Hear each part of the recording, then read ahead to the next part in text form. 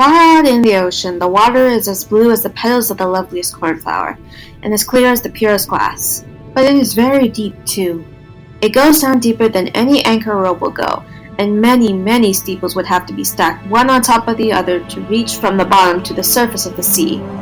It is down there where the sea folk live.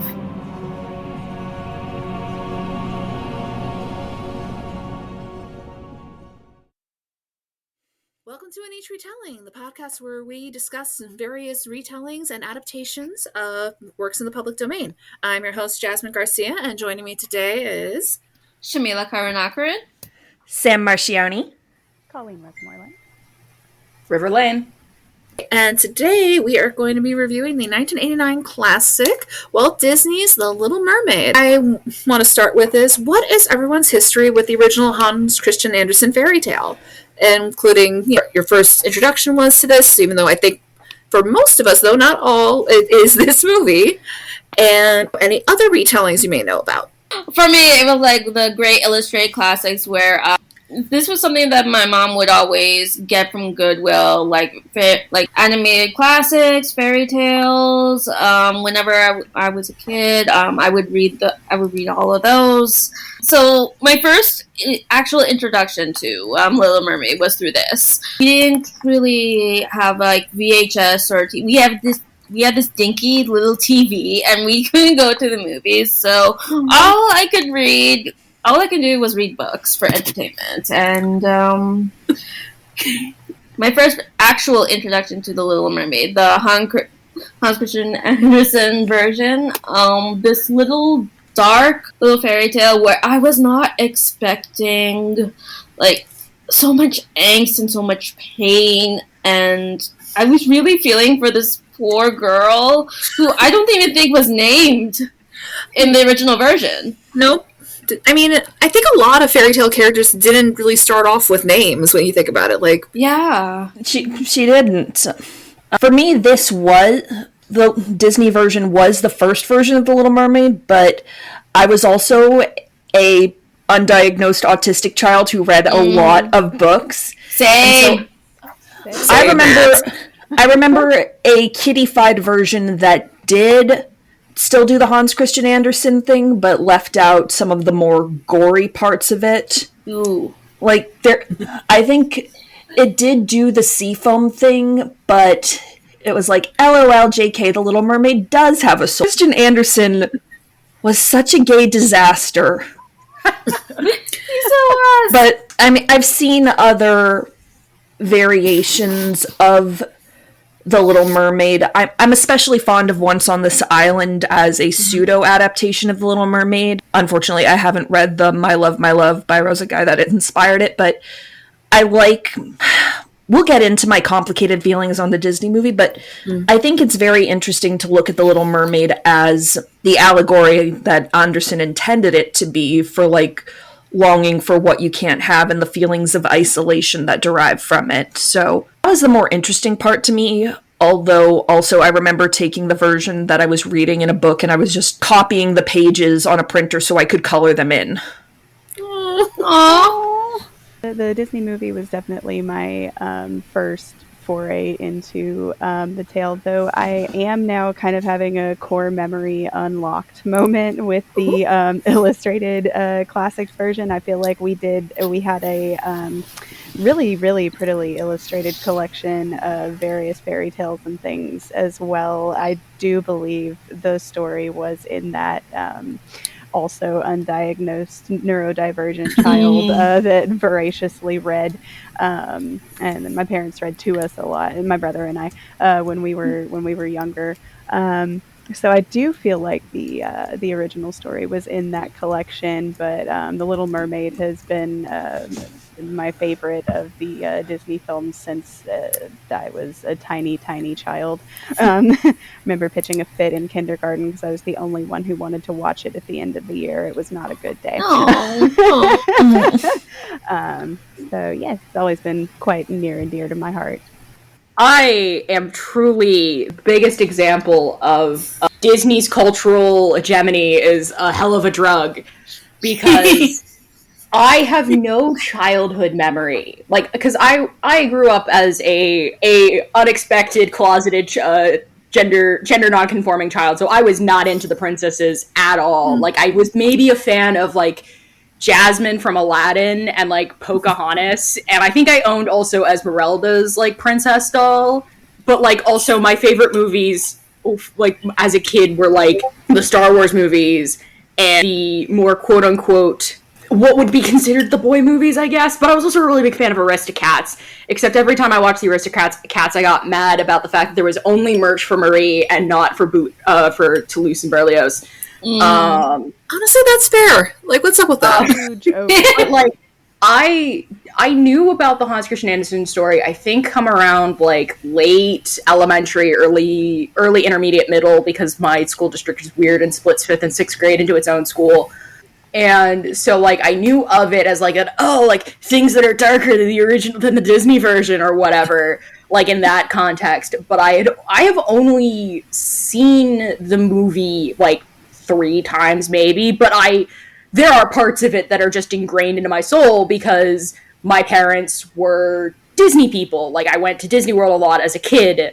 And so, like, I have seen a lot of, like, I have, to some extent, only known the Disney version because I have never gone out and sought the original Hans Christian Andersen story, even though from, like, you know, when you go researching into adaptations and things, you start to learn about it, you know? Yeah, absolutely. Like, that's definitely a major part of what eventually grew into this whole premise of this podcast. And as for me, not only did I adore this movie as a child, I think this might have been my first big Disney love.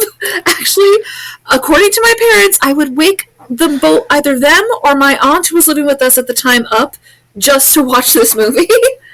Like, I was obsessed. It not only led to a lifelong obsession with the princesses, it led to a lifelong obsession with mermaids in general, which does get complicated when, as I got older, I kind of, you know, got more into, like, the more original stories, or even just different interpretations of them, I guess is the best term. Like, I kind of came up with my own kind of fable / Once Upon a Time story back in high school that would have included a Little Mermaid story. Literally, like, 2 years before Once Upon a Time came out. I seem to keep doing that to myself. Manifesting something. I keep on manifesting these things, apparently. Once Upon a Time.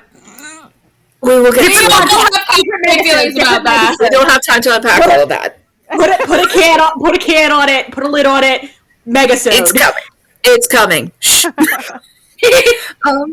But yeah, it's still one of my favorite things that this awful company has ever made. And I am really much looking forward to discussing it in depth with all of you today. So, because it actually had been a very long time since I had last watched it. I think it might have almost been like a decade, even though it doesn't really feel that way because it is, especially Part of Your World, it is constantly on rotation as things I just end up singing randomly during the day. How did we all feel about our recent revisit of this movie? Let it out, Sam. So, Yeah. okay, so I feel like I need to unpack a lot of issues I had. From a very early age in childhood, I did not like this movie, and I could not put my finger on why. There was just something that I think that might have been another manifestation of my autism, like the cringe by association. Do you know that feeling where, like, you're watching cringy movies? Yes! Yes, absolutely. Intimately.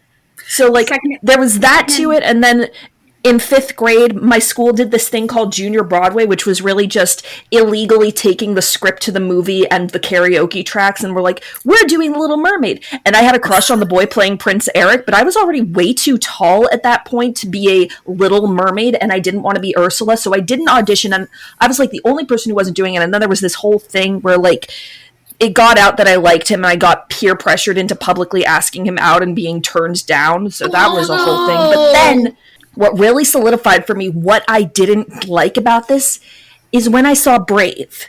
Because like The Little Mermaid, Brave is the story of an independent, red-haired teenage princess clashing with her traditionalist parent, who gets into a huge fight with the traditionalist parent, wherein the parent destroys some of her crap, and the princess goes off to talk to an untrustworthy magical person, and then shit gets fucked up. But the difference is, Brave actually fixes the relationship that is the problem, which is the relationship between the parent and the child, and Triton just gets completely forgotten, basically, until the climax. I mean, we get that one scene of him looking for Ariel while she's missing, but there's never really much dialogue in the way of Triton. You know that meme of, like, you know you're an adult when you agree with the parents and not the children in the Disney movies? Like... Yeah. On one hand, Triton is right. Ariel is a child. She does not understand what she is doing, and maybe we let her, like, see the surface world on a leash or something, but on the other hand, wrecking her shit and traumatizing her is a bad thing to do. Yeah, Triton is complicated. I mean, who hasn't gotten in a verbal fight that felt like that with their parents? Like, all the time. I love my parents dearly. However, there are certain, like, interests that I have that are also in unison with my father that we don't talk about anymore, lest I get into a screaming match with him. Like... Well, yeah, but there's a difference between getting into a screaming match with your parent and your parent destroying your property. And especially something that you've collected for a long time. You've curated it. Like, I've said this before, but Ariel is basically like an archaeologist, an archivist. She's the one collecting all of these treasures and coming up with all these fantastical stories and names for them. And then her father not only completely undermines the work she's been doing, but he utterly destroys it. And with that, all that time and that patience has gone with it as well. Yeah, I'm... Like I said, I have very complicated feelings about that for that exact reason. Because, well, yeah, thankfully, no, my parents are wonderful and I adore them, but it's like little 3-year-old me could sense that she was not going to be very understood. That scene is almost more traumatizing than Giant Ursula. Yes. Oh, definitely. Well, of course, Kaiju Ursula isn't real. You know what is real? Your parents being dicks about your special interests. Well, like, Kaiju Ursula is, like, within the realm of, like, that gets TVYA fantasy violence. Like, but this also is my every time parental real life fun. Every time there's a scene in a hurricane, I have to remind myself, this is all drawn by hand, this is all drawn by hand, this is all drawn by hand. And it's freaking gorgeous. It is so gorgeous. Pretty. Like the first hurricane where Eric gets knocked off the boat, I'm just looking at it going, oh fuck, so many man hours went into this single frame. Oh jeez. River and I talked about this while we were watching it a couple of days ago, about how sometimes you really think about the work that went into something and you just need to lie down for a second. Yeah, I am what the kids call a chatty movie watcher, so I usually, if I'm watching something in my home alone, I will have some form of, like, text chat with a friend, and I will just be texting them my reactions to things, simply because I think it's the film major in me where I'm like, I want to talk about the thing that I am consuming, because I need to process it somehow. Favorite thing, well, not my favorite thing, but, like, my thing that I keep coming back to is that I like to joke that, to some extent, most Disney movies can be pieced together by their songs. And so, like, sometimes I consider, like, oh, have you seen this Disney movie? And I'm like, no, but I've listened to the soundtrack enough times to know what the plot is. And so, like, that, I think, was my biggest... That was my thing with Little Mermaid, is that I've only seen The Little Mermaid all the way through maybe twice or 3 times, but because the soundtrack has been so integrated into my life in various pieces and parts, I just happen to know the plot. Song is one of those songs that, like, is not frequently talked about when you think of The Little Mermaid, but it is the one that sits in my head because I think about that dumb French laugh almost constantly. And it's just Be Our Guest. No, it's Gaston. Yeah. I will fight you on this. It's Be Our It Guest. is Be Our Guest, yes, but it is also Gaston because at one point it has the same melody line as When I Was a Lad I Ate 4 dozen eggs. It is both respect to Howard Ashman and Alan Menken. Howard Ashman reusing things, but I think more Menken than Ashman. But because Menken even kind of reused for Belle for the Gallivant theme song. Yeah, but that's because the Gallivant theme song bangs. Next question. Technically, that also wound up in If I Can't Love Her and Evermore. Like, I give Andrew Lloyd Webber shit for reusing stuff. I can give Alan Menken a little shit for reusing stuff, but when they're good, they're so good. These two men... Watch Howard on Disney Plus. We already bullied Disney Plus into not taking it off, so go watch it. It's an amazing documentary. And it's almost Pride Month, so it feels like you have to. Yeah, I do think that Kiss the Girl bangs in like ways that it's very much my favorite dumb how to explain your ship to people song.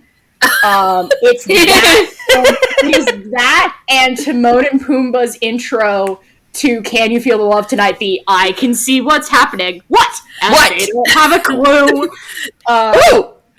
Yeah, like that's my favorite type of like ways to explain your relationship dynamic to people in like fictional media. It's just like those two pieces of media. Like if you can't set your ship to one of those, is it really a ship? And also part of your world as the continuing motif is just really interesting. And also it is kind of a driving thing. It's super telling, and I think it's a great little piece of music. So it's, incredibly pretty. And Under this, I finally figured out my problem with the remix version of Under the Sea. The orchestration is so hollow. Because in the original, you can tell that there is sort of a full band in addition to the steel drums. The short clip that they've released for the remix version of it seems to lean too heavily on the steel drums and not enough on the rest of the orchestration. And I don't know, I am willing to be proved wrong if it does turn out that, like, it does eventually build into this whole big thing. Fingers crossed. But from the brief clip that they released, I was listening to it and I'm like, there's something missing here. And then when I was watching the movie and rewatching the scene, I was like, that's what's missing. It's the rest of the orchestra. Okay. And also, Poor Unfortunate Soul still bangs. Pat Carroll, so freaking good. She's having so much fun. She is having the most fun. Even towards the end of her life, there's this amazing clip where she reads the opening monologue from the Ghost Host in the Haunted Mansion in character as Ursula. Oh my god! She can still do the laugh. I will definitely be streaming that. It's so good. Welcome, mortals, to the Haunted Mansion. I am your host. Your ghost host.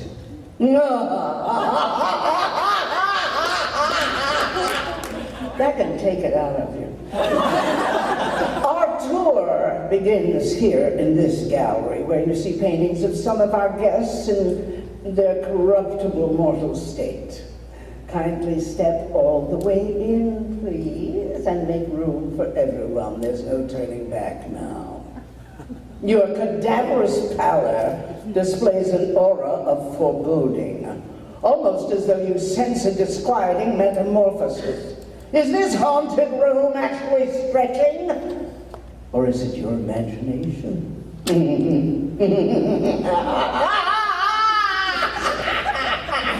And consider this dismaying observation. This chamber has no windows and no doors, which offers you this chilling challenge to find a way out. Of course, there's always my way.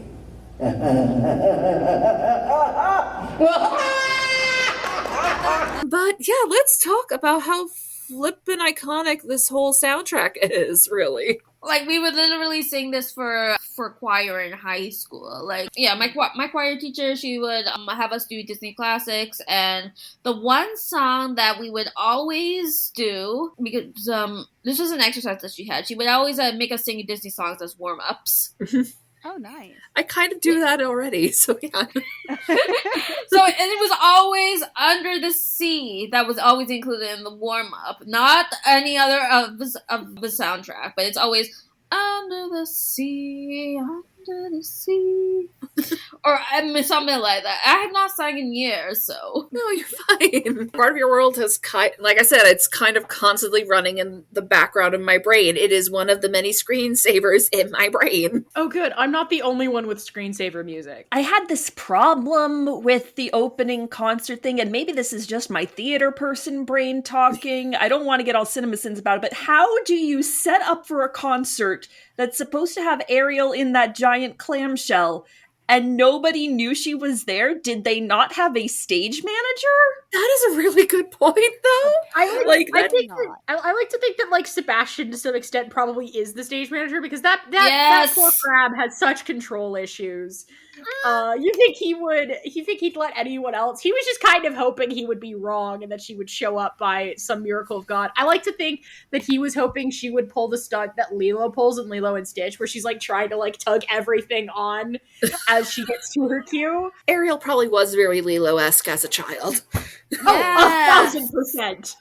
It's good character building. It's a good way to give us like an insight into who Ariel is, but it feels like it's bad character growth for Sebastian, because he's introduced to us as this sort of pompous type A controlling type. Mm-hmm. And like at the same time, I'm supposed to accept that he is going forward with this concert. Ariel hasn't shown up for rehearsals most of the time.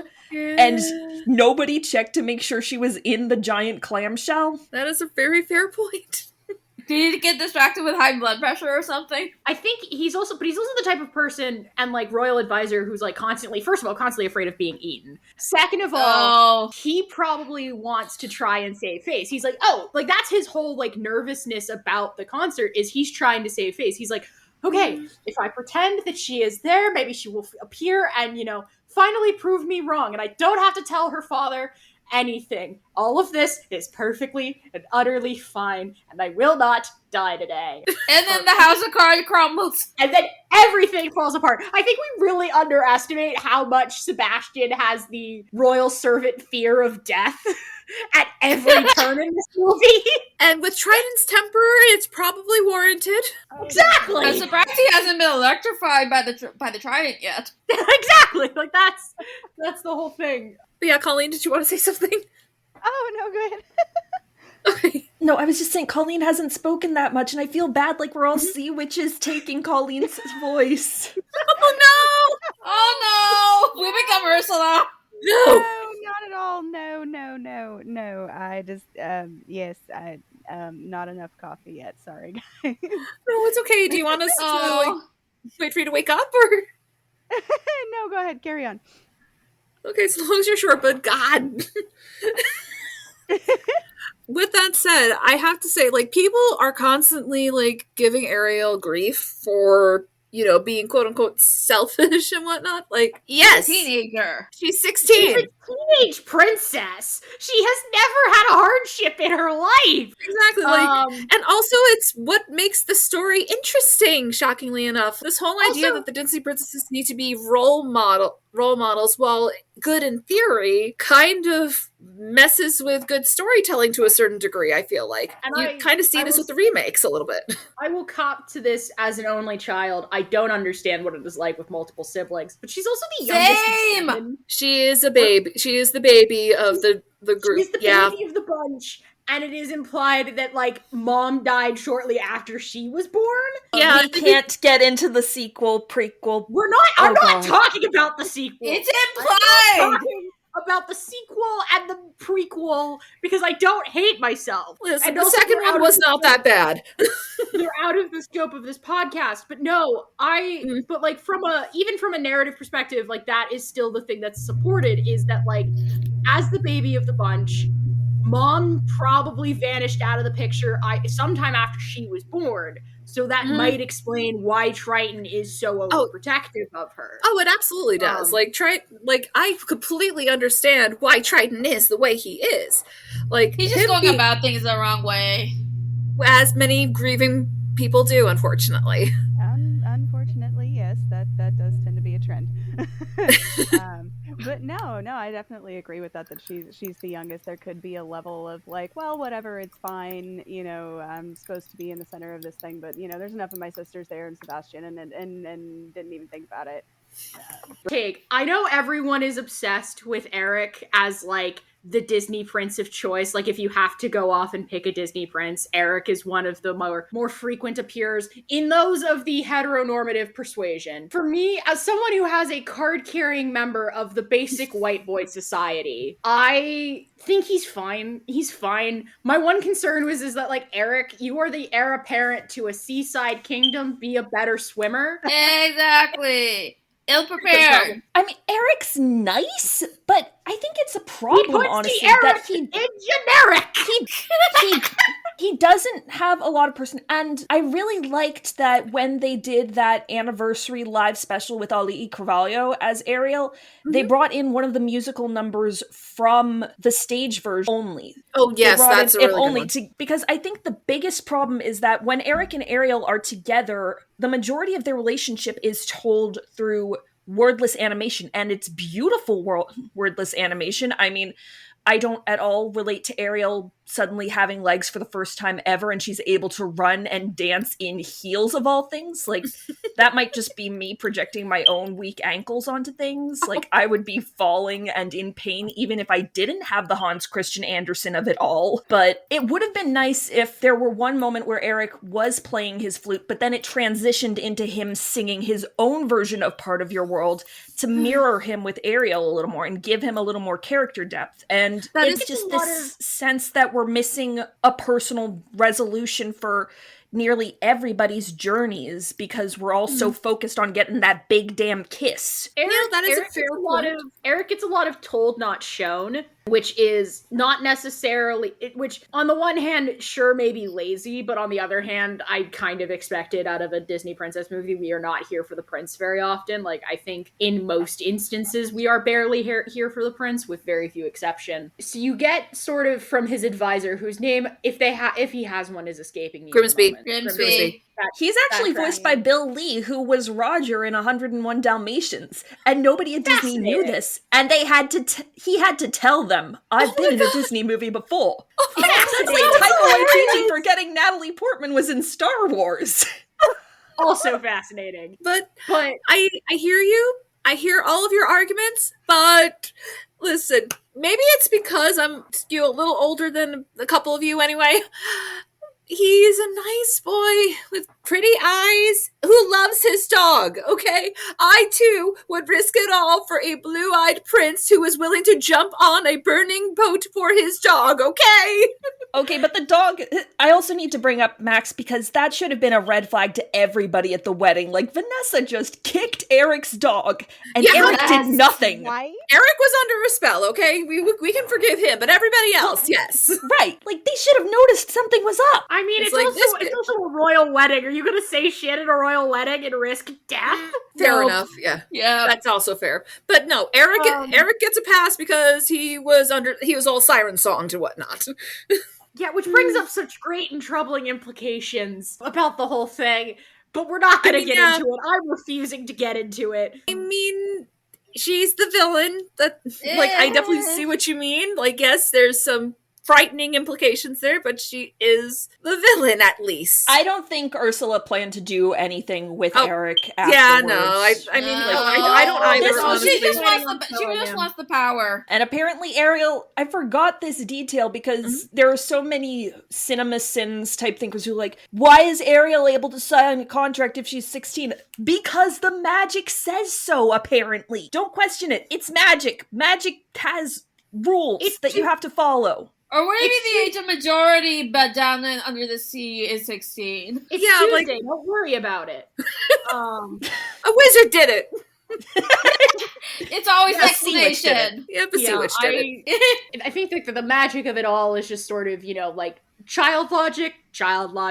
I think with Eric is just sort of unfortunately he does look a little bit like Matt Barzal, who is a hockey player for the New York Islanders, who I am very deeply passionate about in ways that I will not get into in a podcast about public domain. Who he looks like to me? Aladdin. He looks like a white Aladdin with blue eyes. It's 100%. It's the same face. same art style for his hair. He's a little bit broader. We give Disney shit for their CGI same faces, but they were doing this forever. They've always done it. Like, Eric, for me, is a case of, like, I am not here for the prince, so, like, I am content with him being a bit of a Wonder Bread protagonist, TM.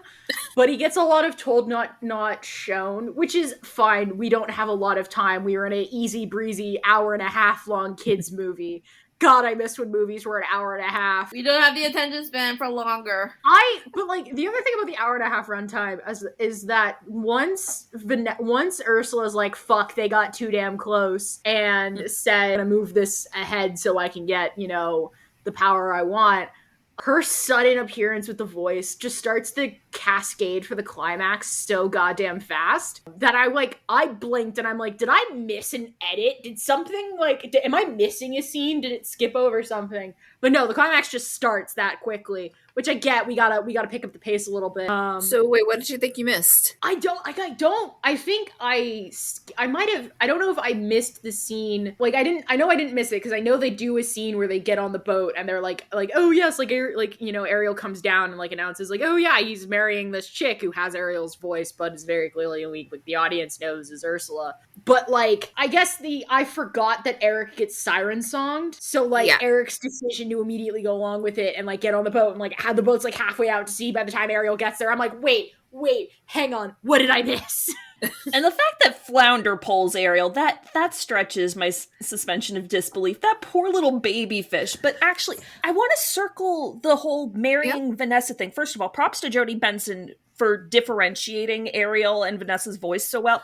I know. Love Jodie Benson, but I want to circle into the original fairy tale that Anderson wrote, because when Anderson wrote it, the way that it went down was the Little Mermaid leaves the prince on the shore. He gets found by a collection of women from a convent, and so he associates one of those women as being his savior, and then it's revealed towards the end that he's betrothed, and he takes the Little Mermaid with him to go meet this fiancé. And surprise, surprise, it's the girl from the convent. So he thinks he's got what he wanted, and the Little Mermaid is SOL, but... Did he sway a nun from God? No. She was a princess who was, at the convent for training. They did that back in ye old medieval times because it was a good way to... It was a good way to make sure they didn't get corrupted by the outer world and men with their hungry penises. No wonder so many princesses got locked in towers. It's a metaphor for being locked in a convent! But anyway, get why they changed it so that it's Ursula who's doing that, even if it's totally ripping off the plot of Swan Lake, and then people started blaming the Swan Princess for ripping off the Little Mermaid. But no, it's secular. They took it from Tchaikovsky first. Oh my god, you're right.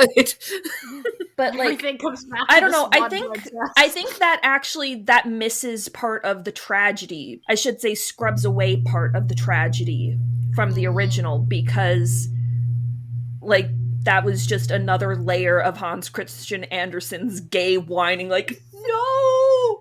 My beloved is destined to be with somebody else and doesn't even see me. No! Consider that Disney was never gaming to make a tragedy. Exactly. They scrubbed the whole tragedy.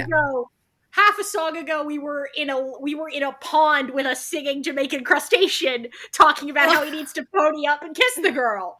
Well, but I think they still do touch on that, though. That was something I noticed rewatching it the other day that I hadn't picked up on before, is just the juxtaposition of when Ariel is with him on the beach and he kind of comes to and is like, what's going on? She's backlit by the sun, and you kind of can't tell the details of the red hair. It's just kind of a general face shape and that voice. So then Ariel comes in afterward, obviously having her voice taken by Ursula, and so then when Ursula does come in, it's that whole foggy on the beach as she's walking and singing with Ariel's voice. And again, it's that shrouded, you can't really tell the details of hair color and things to give that definition that no, this is not the person you think you're seeing. So even before the siren song, just kind of peering through that fog, trying to see who is this girl on the beach that sounds so familiar, it does give that, oh, this is the person, because it's still the same general shape of hair and shape of face that he saw in that time coming too. It's the Gaussian blurring effect. Ooh, I didn't even think of that. Yeah. Oh, that boy was doomed. He was. The poor baby. Bro, the prince from Cinderella has face blindness. Woke. Eric didn't stand a chance against Ursula's magic.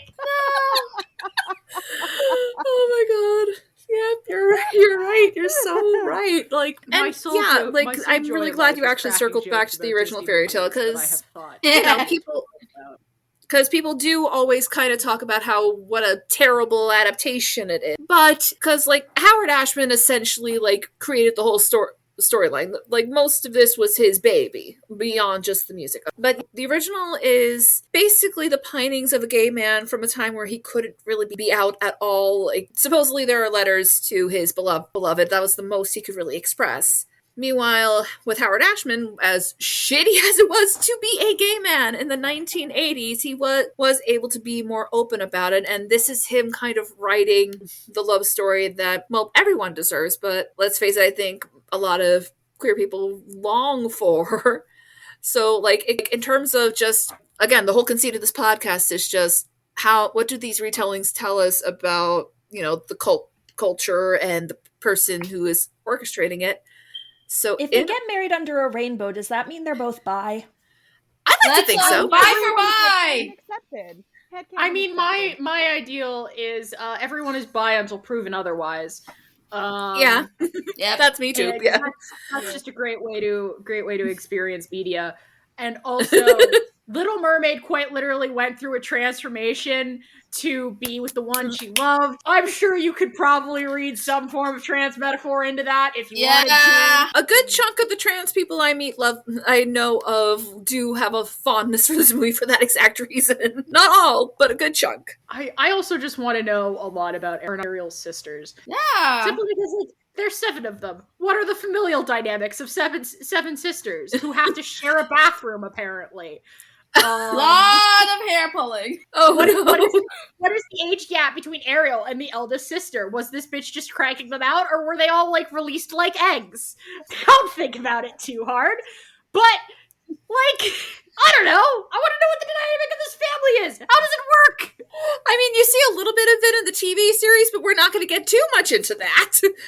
Now we don't have time to unpack all of that. Oh my gosh. This is making me remember the Avalon days. Colleen, you remember the Avalon days? Oh my word, core memory unlocked.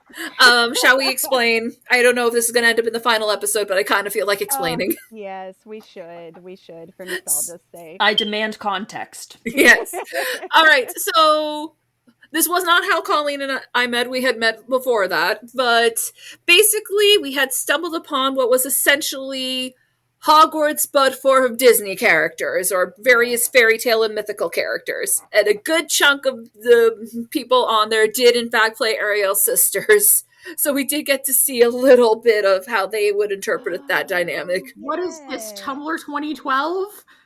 No, this was before Tumblr 2012. Yes, no, this was even earlier. God, was that one was Pro Boards and then rolled to Envision? It was it started on Pro Boards, yeah. Oh my god. We were still in high school, Colleen. It's been 84 years.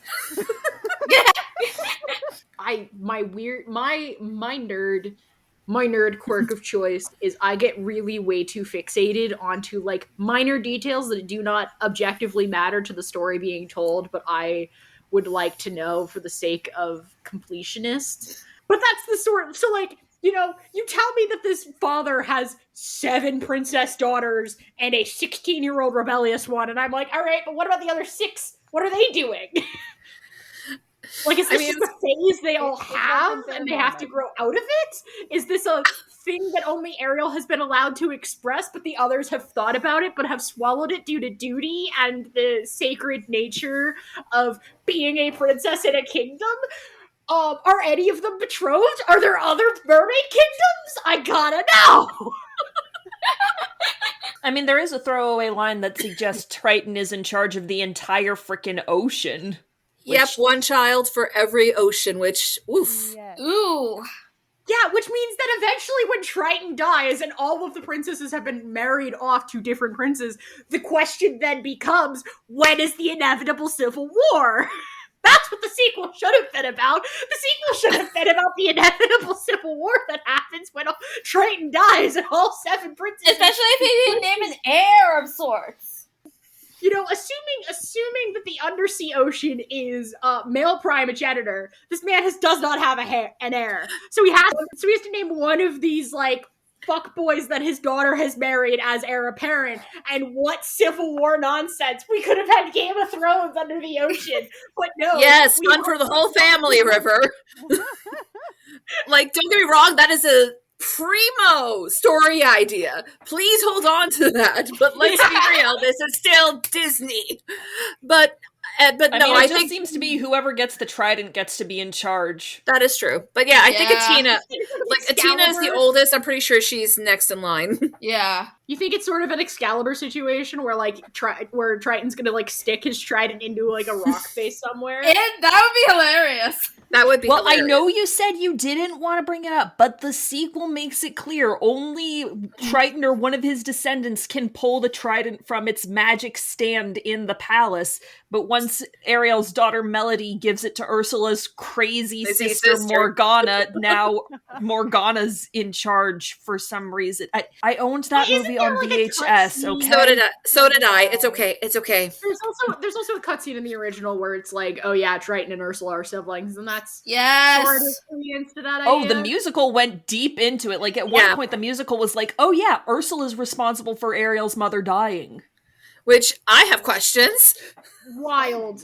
For me, that's like those are my dumb nerd questions where I'm sitting here and I'm like, wait a minute. What are the logistics of having 7 daughters in a kingdom that is presumably male primogenitor led?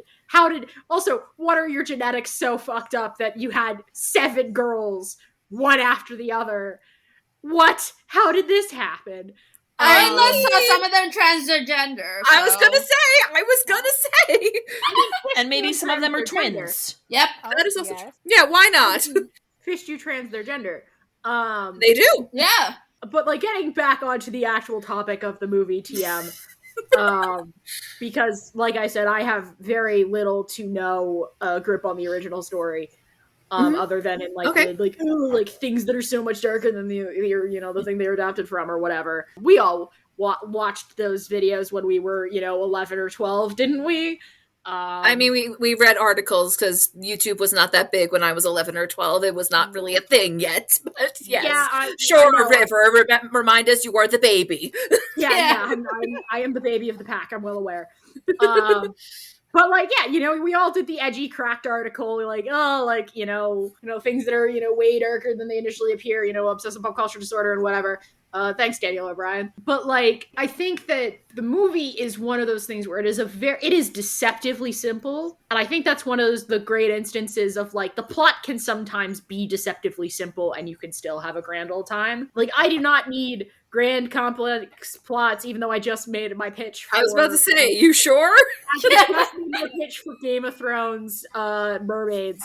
I don't need that. It would be funny, and it's a fun thing to think about. But that, like, when I go to see a movie sometimes, I'm just like, I am content with a simple vibes-based story and having, like, that while it is quote-unquote formulaic, if the characters are good and the music's good and the vibes are fun, you're still gonna have a good time.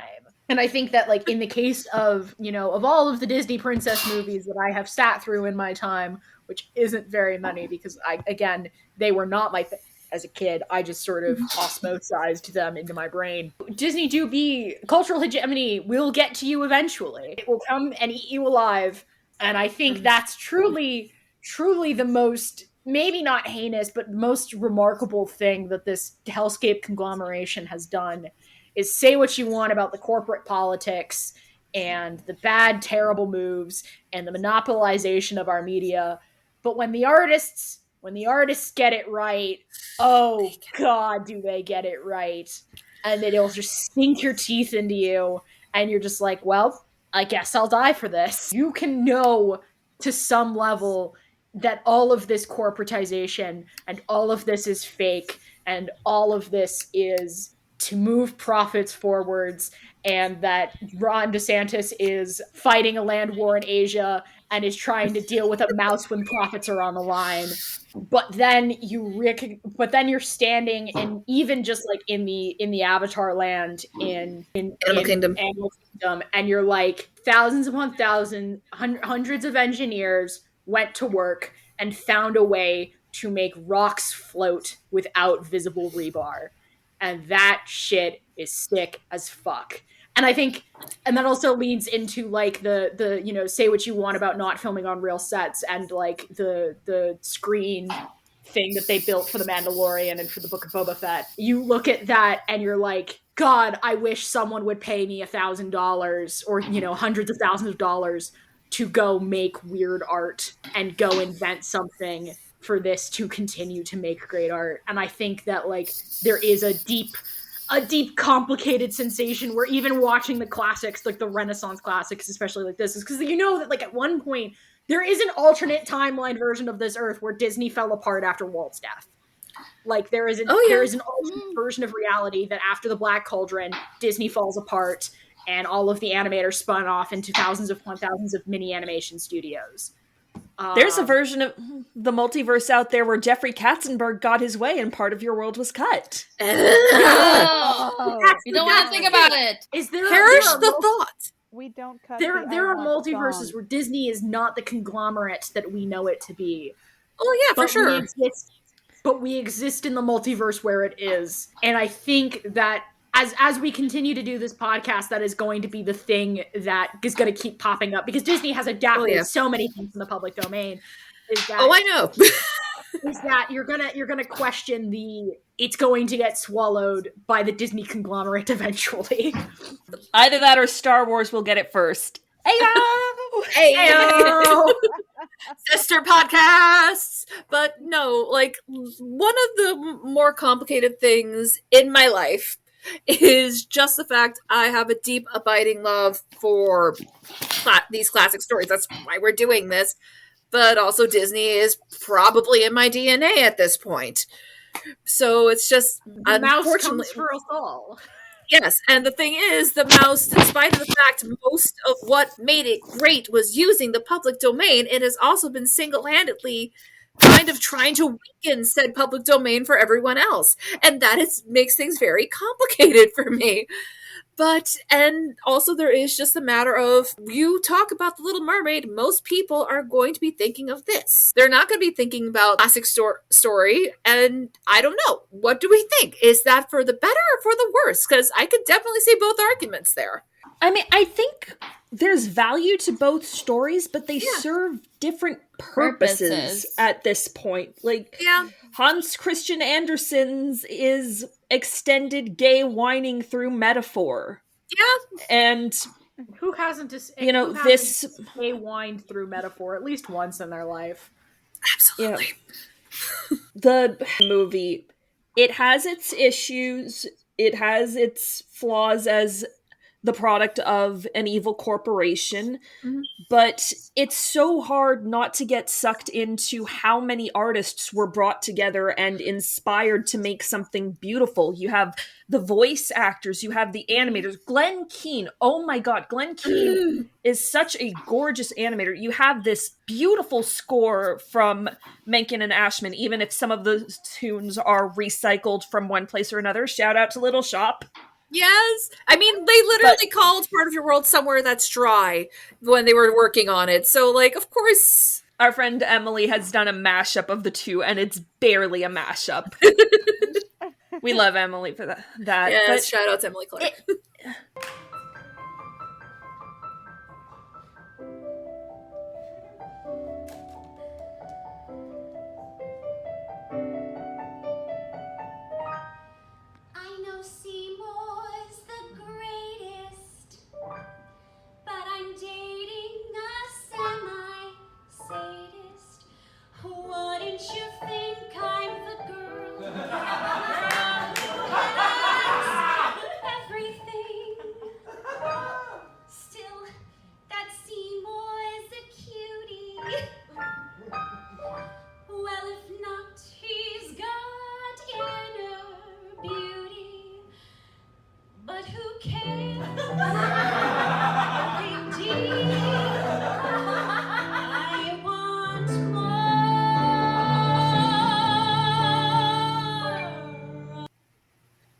it's easy to get sucked into the beauty of it just from a purely visual and audio standpoint. It's Disney taking the kid gloves off and just seeing what you can do with animation. Like, the only way I think it could be more of an animation porn thing is if you had Richard Williams on it. And then it would never have gotten done. I know. I hurt myself with that one. And I think that's like, that is truly the what I like to call the Disney conundrum or the Disney paradox. Is on the one level you're like, this is a corporate product made to make money, but this is also this is also the filmmaker paradox of, this is a corporate product to make money, but this is also a labor of love that a bunch of artists came together to make and spent hundreds upon hundreds of man hours trying to make as good as they could physically make it. And I think, like, as somebody who went to school to critique film, that is something I always try to keep in mind when I am looking at film, is that to some extent every movie is a labor of love, even the ones I don't appreciate or don't like for, you know, various nitpicky personal reasons. And so, you know, again, the looking at the hand-drawn animation and going, this took so many hours of work for 5 seconds of frame. A literal labor of love. The process of putting it through, and just, you're sometimes just like, I have to go lie down. Or the fact that you have freaking bubbles. And I know the bubbles were outsourced, but all of the bubbles. And if I'm not mistaken, all of those bubbles were done by Mark Dindal, who went on to direct The Emperor's New Groove. Like, that's the sort of thing that, like, you read the IMDb trivia page about, and you're just like, man, so many things happen to go into this one little hour and a half long movie. And original story will continue to exist, and, you know, is one of those things that you can go find if you want to read it. But I think the great power of any story is its ability to be retold and reshaped and reforged into meaning something. So we can take gay whinging from the, 1700s, 1800s, and turn it into a pseudo disguised queer love letter, or turning it into, you know, I don't know what happens next to it. You know, I think that, like, how stories deserve to be retold, and in their retelling, they gain something, they lose something. And this podcast is the quest to find what they gain and what they lose, and how those gains and losses affect what they mean to people. Yeah, and it's interesting you mentioned what comes next, because, Shamila, I did just see your little comment about why didn't Ariel and Eric just sign to each other. It's funny you mentioned that, because I did recently read a version where they do. Really? It's called Mermaid, M-A-D-E. It's written by an author who goes by S.T. Lin in this series. It's literally just called Black Trans Fairy Tales. And our main character is Erica. You know, her father doesn't accept her identity, which, of course. And she gets actually thrown overboard while she's wearing one of her mother's dresses, because, you know, women on the ship is bad luck. And actually she gets turned into a mermaid and then meets Ariel. And, like, the story is completely different. And one of the things is they actually do have sign language in the mermaid world. So the conflict's completely different. I do highly recommend the series. It's just a series of little novellas. You can easily read all three of them in a night. As we are on the subject, are there some Little Mermaid retellings that you guys think did certain aspects better or worse, or what do we think? At one of my previous jobs, I had a lot of busy work, so I would listen to audiobooks, and I came across an audiobook that was part of a larger series called by an author, Melanie Sellier. And there were a lot of them, and painfully heteronormative, and it almost read like Hallmark movies, but it went in some very interesting directions in terms of how she got creative with it. Okay. And for her Little Mermaid, it was that the mer people have a human form, and they just shift between it. Mm-hmm. And the Little Mermaid in question is named Isla there. And so she still has the whole thing of, like, saving a prince, and he hears her singing and falls in love with that. Mm-hmm. And she makes this vow in a magic sacred ballroom that she will not sing until they solve the problem that is like there are earthquakes in the underwater kingdom. It's an earthquake under the ocean. We handle it by not handling it. And because she made that oath and her dad's doing like an isolationist thing, she loses her singing voice but not her speaking voice. And so then she and her uncle, who is the same age as her, go up to the surface world, and it's like a whole mystery figuring out what all the conspiracies and stuff, and it ends with the happily ever after and all that. But there are sword fights, and there's some really interesting stuff in there, and called A Princess of Wind and Wave. That is intriguing. Like, it sucks that it's all heteronormative, but otherwise that sounds really interesting. Yeah. It's a whole series, so that they cover Princess and the Pea, they cover Little Red Riding Hood, and Sleeping Beauty, and there's a really interesting take on the Ugly Duckling. It's a lot, and I listened to it mainly because it was good. I was familiar enough with these stories that they could be playing easily in the background while I did my busy work. Yeah. And like, if you're getting a young child into speculative fiction and they started off as a Disney kid, this is like a good bridge to expand their mind. Still some problems with it, but I've read worse, I've read better. Let's put it that way. Honestly, yeah, like the Disney kid to, reading like retellings of fairy tales to being a sci-fi fantasy reader pipeline definitely exists. That's definitely what happened to me. I would also like to posit the Disney reader to retelling to monster fucker pipeline. Oh, yes. 100%.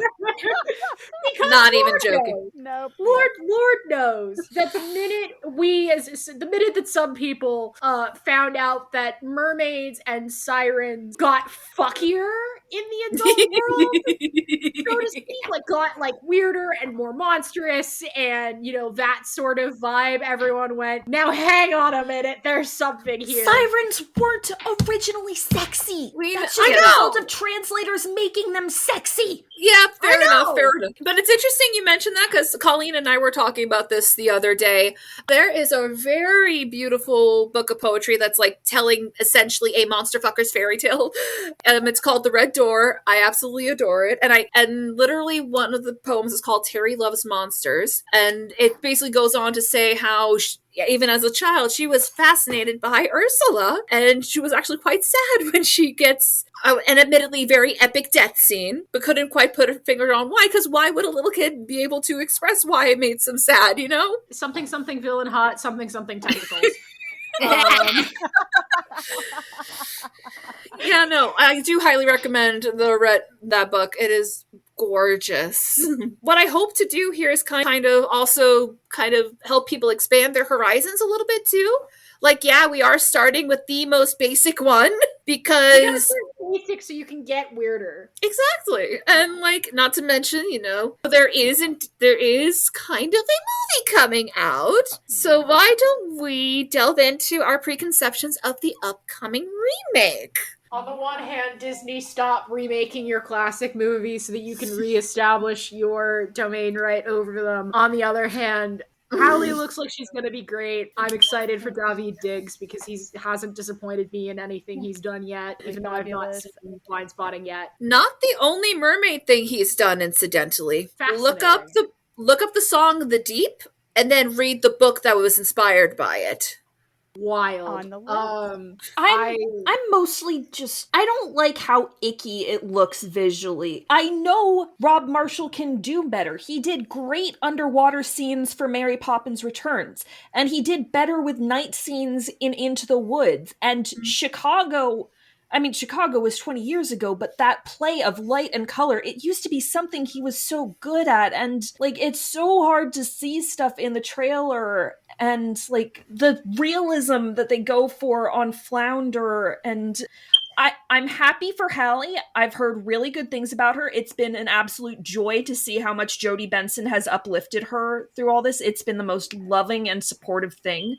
I'm sure Hallie has a very good career ahead of her, but as someone who does not have a big childhood attachment to The Little Mermaid and is only just kind of rediscovering any kind of affinity for it, I don't know how to feel about it. Other than that, I am still really pissed that Disney even thought about taking the Howard documentary off Disney Plus right before this movie came out.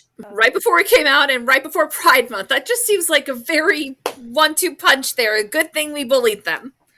I'm against the reboots in general, mostly because I think that most of them don't have anything interesting to add or to say in terms of the original, their original, and I put air quotes around that story.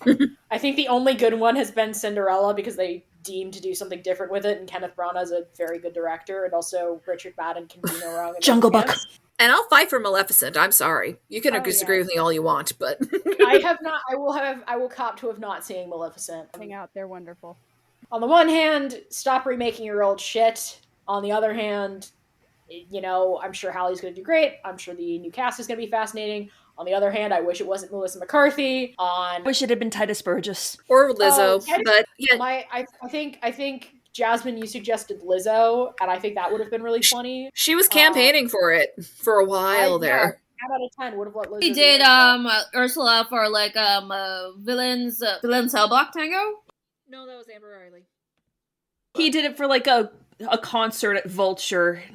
Yeah, but Titus Burgess, you need to look up him doing Poor Unfortunate Souls. It's so good. I believe it. When once I get the girl, and do I have them? Yes, indeed. Those poor unfortunate souls, so sad, so true. They come flocking to my cauldron, crying spells, Ursula, please, and do I help them? Yes, boo-boo. Now it's happened once or twice. Someone couldn't pay the price, and I'm afraid I had to rake them across the coals. Yes, I've had the odd complaint, but on the whole, I've been a saint to those poor, unfortunate souls. Oh. I think that, like, I'm just sick and tired of the reboots, honestly. Like, I'm sick and tired of them. I have not looked forward to literally any single one of them ever, mostly because I have, like Sam said, I have very little affection for the originals, even though the originals are, like, you know, good to in my eyes. Like, I do genuinely, I did enjoy rewatching The Little Mermaid for the first time. Not, like, or maybe, like, for, like, the second time, but the first time all the way through in a bit. It makes me sad for the industry I'm trying to get into. I think that's my general consensus. And Colleen, I know you're actually looking forward to this, which, don't get me wrong, I kind of am too. No, I'm sorry we have drowned you out with the concerns. No. You're perfectly fine. I'm Flounder. I'm a guppy. No, I am looking forward to it. Just on a personal note, like getting back to Les Poissons from earlier, because as a francophile, I'm just really excited to hear Lin-Manuel's take on it, just for my own giggles. But no, I am looking forward to it. It's a huge nostalgia factor for me, just because it has always been so near and dear. I'm anxious to see kind of where we go with it, and my only disappointment is I think we I love Melissa McCarthy, and I'm excited to see what she's going to do with Ursula. I think it would have been nice, especially with Pride Month approaching, to hit on how Ursula was initially modeled after Divine and have a drag queen, Nina West or Peppermint would have been so good. Oh, Peppermint would have been very good. Yes. Oh, Latree. Anyway, yes, no, that would have been nice for me to touch on that and not shy away from it like they did with the original release. But overall, I'm excited. Mm-hmm. I am of two minds in this one because, like, on the one hand, this is so near and dear to my heart, which is actually part of why I have reservations, because the last time they did something that was so near and dear to my heart was The Lion King, and we don't want to go into that right now. Oh, no. But on the other hand, I am always curious because they always do try to justify it with some twist on it. You know what I'm saying? They always do at least try to. whether it's the right choice or not. Little Mermaid adaptation, it's the casting, like Hallie, great, cool, fantastic, so great to be here. Daveed Diggs is fucking Sebastian. Sure, all right, Hell I guess yes. this can happen. Absolutely. I don't know who's playing Flounder off the top of my head. I don't think they went for a name. It's Jacob Tremblay. Yeah. That kid, love that kid. Oh yeah, that's gonna be good. It was the last role he did before he hit puberty. Figures. Also, I love how he's done 2 Disney fish movies now. You know, And Luca basically is a Little Mermaid thing where the focus does stay on being part of your world and doesn't get dragged down so much with the get a kiss thing. Yeah. And then, you know, I don't even know, like, that's, and like the fact that I like only have neutral to who the fuck opinions about the rest of the cast is probably telling about how I have not paid attention to this in the slightest. I just think that maybe it'll be okay, but I don't think it'll strive to be good. And that is, I think, the biggest flaw with these adaptations is they always strive for okay, and they never quite hit good. I am actually pretty happy with the cast, especially now that I know it's Jacob Tremblay. That's an excellent choice. But at the end of the day, they are constantly trying to recreate moments that were hand-drawn, and I miss hand-drawn animation like a family member at this point. Yeah, I and think I did did give you that link to the article that we were talking about. In a dedication to Ashman before Beauty and the Beast begins, Disney writes that Ashman gave a mermaid her voice. He also gave her a happy ending. He gave the mermaid the longing to belong, her silence, the wedding. But in the film, she regains her voice. The prince jumps into the sea to save her. She is saved, and they are happily married in the end. In the end, the mermaid belongs. Oh, my heart. But I think that's a perfect note to end it on. Thank you. Who's got stuff to plug? So Shamila has unfortunately been the victim of employment fraud that was specifically targeting disabled people looking for work. So, and she's got a GoFundMe. Please, if you can, donate, or at the very least spread it like wildfire. She has fortunately been able to get some of it back because the bank forgave her, but we could still use your help, please. Is there anything else you want to make? And you could plug any of the more fun stuff if you want. I'm absolutely linking the Found Sisters in the show notes. Yes, that one, definitely. Found Sisters Tales. Yep. Graphics, you can find me online news, @Karina at tumblr.com, tag Found Sisters Tales, where you can find all the graphics that we've done so far. From Beauty and the Beast to Swan Lake, and Little Red Riding Hood, and Princess and the Pea. Still probably my favorite one, but that might be because I wrote that whole ass chapter for it. You did. You can find me on YouTube under La Femme Fictionale, where I do feminist media critiques of my social media. The one that's easiest to find is my Twitter, Femme Fictionale, and I have my own podcast called 6 Degrees of Star Wars, where we track all the various ways that Star Wars has infected our culture like a giant octopus tentacle. Perfect. If you're interested in following me on my fan journey, you can find me on Tumblr at Mystical Cat Glitter. Warning, mostly now it is my vampires. Yeah, you can find me on Twitter at Dreams Rebel. Apologies in advance for all of the hockey. It's currently Stanley Cup final season, and one of my teams is going to go there, I swear to God. You can find me on Tumblr at With the Words All Wrong, hyphens between each of the words, because I was an edgy teenager and I hate the one-word URL with a passion. And I think that's all I got, really. I'm pretty low-key. I just pop up on people's podcasts and occasionally a tabletop live stream, which you can find information about on my Twitter, so hey. And you can find me at Faye Riviera on Twitter, TikTok, and Tumblr. Additionally, Shamila, Sam, River, and I are involved with the Worlds Elsewhere Theater Company, a socially distanced, socially conscious theater company. You can see Sam and I in the latest production of Coriolanus, which Shamila also assisted directed. Coming up next, friends, we are going to be tackling the upcoming remake, I was reading my title, I guess. The upcoming remake of The Little Mermaid. Oh, help us. Please let it be good. Fingers crossed.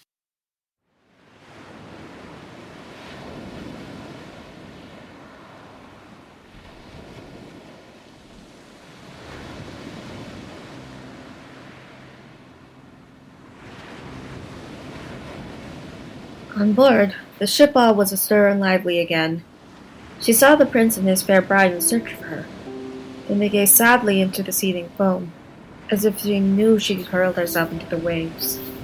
Unseen by them, she kissed the bride's forehead, smiled upon the prince, and rose up with the other daughters of the air to the rose-red clouds that sailed on high.